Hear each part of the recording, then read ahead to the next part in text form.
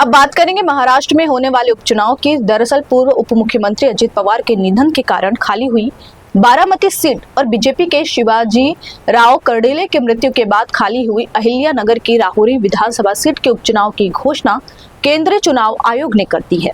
दोनों सीटों पर 23 अप्रैल को चुनाव होंगे और 4 मई को परिणाम की घोषणा होगी। पिछले कई उपचुनाव को देखते हुए माना जा रहा है कि दोनों सीटों पर निर्विरोध चुनाव हो सकते हैं। सीएम देवेंद्र फडणवीस ने भी कहा कि उपचुनाव निर्विरोध होने चाहिए। फडणवीस ने विपक्ष से इस तरह से अपील करते हुए और चेतावनी देते हुए कहा कि बारामती और राहुरी विधानसभा सीटों पर उपचुनाव में अगर उम्मीदवार निर्विरोध चुने जाते हैं तो ये सबसे बेहतर होगा। अगर हम पर चुनाव थोपे गए तो हम लड़ने के लिए तैयार हैं।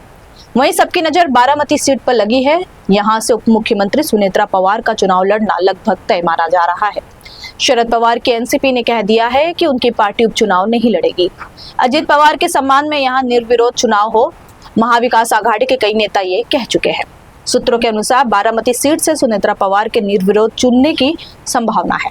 फिलहाल वे न तो एमएलए है और न ही एमएलसी है, लेकिन उप मुख्यमंत्री पद पर बने रहने के लिए उन्हें 6 महीने के भीतर विधानमंडल के किसी सदन की सदस्यता हासिल करनी जरूरी है।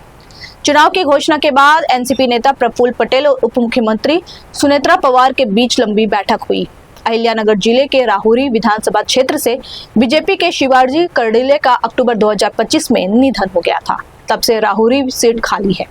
बीजेपी के उपाध्यक्ष सुजय विखे पाटिल ने कहा है कि बारामती सीट के लिए सुनेत्रा पवार का नाम लगभग तय हो चुका है और वह अभी राज्य सरकार में डिप्टी चीफ मिनिस्टर है। इसलिए हम चाहते हैं कि शिवाजी कर्डिले के बेटे अक्षय कर्डिले को राहुरी सीट से उम्मीदवारी मिले। हालांकि इस बारे में सीएम देवेंद्र फडणवीस आखिरी फैसला लेंगे। राहुरी सीट पर उपचुनाव होने की आशंका जताई जा रही है क्योंकि उद्धव सेना और कांग्रेस सहित शरद पवार की एनसीपी ने इस सीट पर चुनाव न लड़ने के कोई संकेत नहीं दिए हैं। लेकिन एनसीपी एसपी के पूर्व विधायक प्राजक्ता तनपुरे ने चुनाव लड़ने की इच्छा जताई है। आपको बता दें कि 2019 में वो इस सीट से विधायक रह चुके हैं। हालांकि साल 2024 के चुनाव में उन्हें बीजेपी के दिवंगत विधायक शिवाजी कर्डिले से हार मिली थी।